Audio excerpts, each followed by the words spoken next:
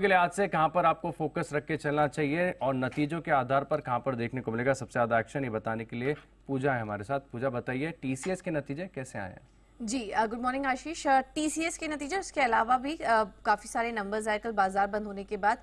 TCS के नतीजों की अगर बात करें तो कमज़ोर नंबर्स यहां पर देखने को मिले, खासकर की मार्जिन और मुनाफे के फ्रंट पर नंबर्स अनुमान से कमज़ोर हैं। आय में अगर बात करें तो 2.6% की बढ़त देखने को मिली है। डॉलर रेवेन्यू में 2.2% की बढ़त कंपनी ने दर्ज की है। एबिट सपाट था, करीब 15,465 करोड़ का आंकड़ा आया है, अनुमान 5,800 करोड़ का था।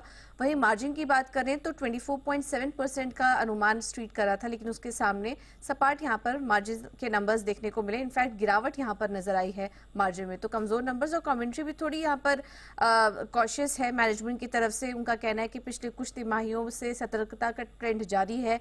वैश्विक जो अनसर्टेनिटी है उसके बीच बीएफएसआई वर्टिकल में रिकवरी है, ग्रोथ मार्केट में मजबूत प्रदर्शन, लेकिन कुछ कुछ वर्टिकल्स की बात करें तो वहां पर काफी ज्यादा कमजोरी देखने को मिली, स्पेशली टेक्नोलॉजी एंड सर्विसेज और कम्युनिकेशन एंड मीडिया के चलते। तो वहां पर हम देख रहे हैं कि थोड़ी कमजोरी देखने को मिल रही है। कुछ और नतीजों की बात करें तो आनंद राठी, यहां पर नतीजे मजबूत आए हैं। आय में 33% की ग्रोथ कंपनी ने दर्ज की और कामकाजी मुनाफा 34% से बढ़ा कंपनी का। खास करके मार्जिन पर अगर नजर डालेंगे 42.4% से बढ़कर 43% के मार्जिन के फिगर्स इस बार देखने को मिले और मुनाफे में 32% की ग्रोथ कंपनी ने दर्ज की है। इसके अलावा इनका जो म्यूचुअल फंड डिस्ट्रीब्यूशन कारोबार है वहां पर भी 70% की ग्रोथ कंपनी ने दर्ज की है उस आय में। इरेडा के नतीजे भी बेहद ही मजबूत नजर आ रहे हैं। हर एक पैमाने पर अगर एनआईआई की बात करें यानी कि ब्याज से आय, वहां पर 52% की ग्रोथ कंपनी ने दर्ज की। मुनाफा 37% से बढ़ा कंपनी का। एसेट क्वालिटी के आंकड़े भी यहां पर अच्छे नजर आ रहे हैं। नेट एनपीए में कुछ यहाँ पर कंसर्न है, लेकिन ग्रॉस एनपीए के आंकड़े देखेंगे तो यहाँ पर सपाट बढ़त ही देखने को मिली है। और इसके अलावा कंपनी को भारत सरकार से सब्सिडरी गठन के लिए एनओडी भी मिल चुका है। रिटेल बिजनेस, पीएम कुसुम, रूफटॉप सोलार, उभरते इमर्जिंग रिन्यूएबल एनर्जी सेक्टर्स और ईवी जैसे कारोबार के लिए यहाँ पर मंजूरी मिल चुकी है।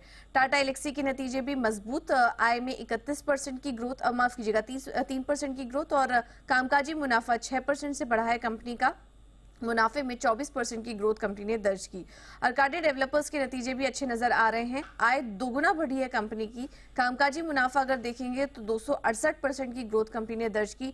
मार्जिन भी बेहद ही स्ट्रांग, 33% के मार्जिन फिगर्स आए हैं 18% से बढ़कर, और मुनाफे में करीब 4.5 गुना की बढ़त देखने को मिली है।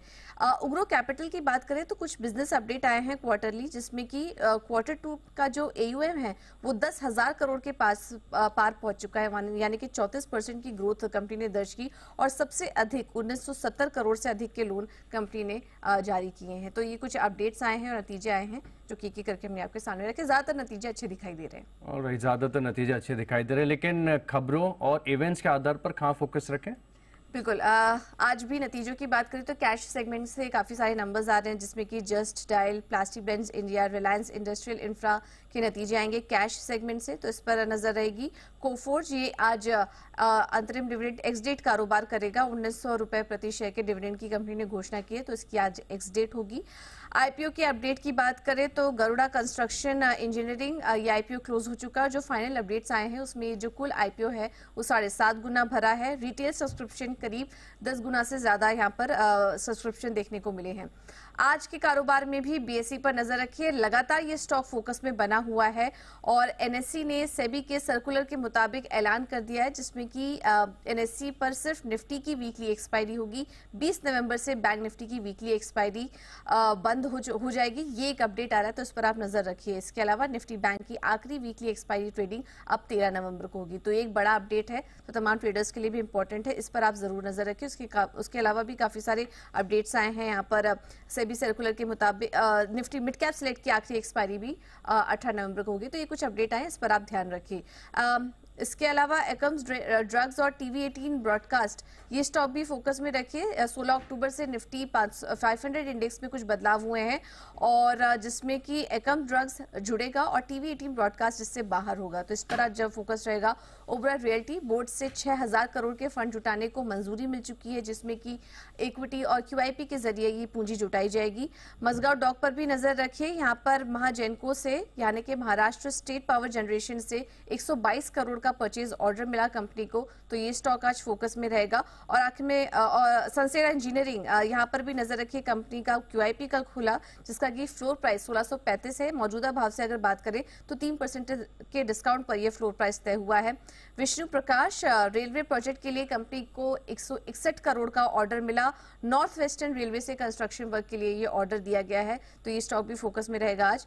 एंड्योरेंस टेक्नोलॉजीज, 300 करोड़ के कैपेक्स योजना को बोर्ड की मंजूरी मिल चुकी है। औरंगाबाद महाराष्ट्र में ग्रीनफील्ड एलॉय व्हील प्लांट लगाएगी कंपनी, तो ये स्टॉक पर भी आज नजर रखिए।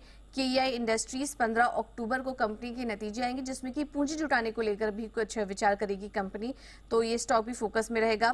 आइडिया फोर्स टेक्नोलॉजीज में एक फंड एक्शन हुआ है जिसमें कि सिटी ग्रुप ग्लोबल मार्केट्स की तरफ से करीब 6 लाख शेयर से ज्यादा की खरीदारी हुई है। लगभग 1.5% हिस्सेदारी बैठती है 656 रुपए प्रति शेयर के भाव पर, और उसके सामने गोल्डमैन सैक्स ने बिकवाली की है, तो ये फंड एक्शन हुआ है, इसके चलते आज ये स्टॉक भी फोकस में रहेगा। ऑलराइट, लंबी लिस्ट है जहां पर आज आपको एक्शन नजर आएगा। शुक्रिया पूजा हमारे साथ जुड़ने के लिए।